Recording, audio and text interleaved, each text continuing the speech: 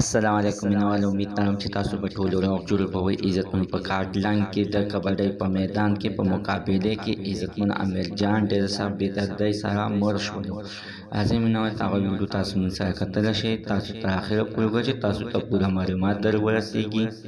د دې معلومات نه مخکې زه تاسو ته د یادګینه وکړم تاسو که چېرې زموږ په دې سوپر کلیک چینل کې نوي وئ، چینل هم نوي سبسکرایب کړئ. مهرباني وکړئ تاسو زموږ د سوپر کلیک چینل د سره سبسکرایب کړئ.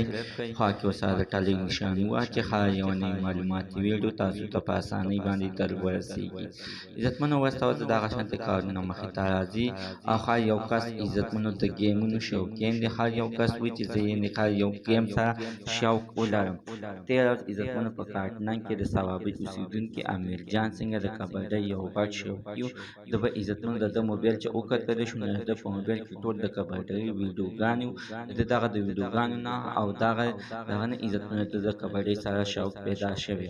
دا عزتمنو د عزتمنو چې څنګه کمیس ویستلو او میدان ته کوز شولو نو مینوال د مخې سره دوه درې کسان راوپرځول چې د یو کس د نظره دا ډېر سخت بد اراغ دی. هغه عزتمن دا چې کله بیا ورغلی نو هغه ورته په زړه کې اچولې وه. هغه سمدستي په دې مخ باندې یو څه پیوړی وخو په دې باندې سرکونډۍ وخته او سمدستي پیوړه منډه کړه. مینوال چې پیوړه منډه کړي نو څټ یې وله لاندې ګیر کړلو او دا پې د پاسه شول. د دغه ټیم کې عزتمنو د باندې سټ مات شولو. عزتمنو چې سټ مات شو د کلیو خلکو راومنډه کړې او امیر جان اوچت کړو او هسپتال ته یې یوړلو. دلته کې عزتمنو ګینټه دوه ژوندی علاج یې شروع د هغې نه بعد عزتمنو دا ایسته مړ شولو. دغه د امیر جان مور او پلار اوس په سرو سترګو باندې جاري. مینوال زموږ د دې ویډیو مقصد دا دی داسې د خطرناک ګیم هېڅکله شوق مه کوئ.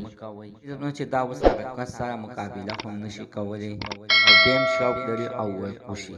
نو دغه مور اوس په سرو سترګو باندې جاري. هېڅکله داسې ګیمونه مه کوئ. داسې ګیمونو نه ځان وساتئ. زموږ د عزتمنو تر نن ورځې معلومات د دې پورې د نوي معلوماتو لپاره د سره زموږ د سوپر کلیک چینل د سره سبسکرایب کړئ.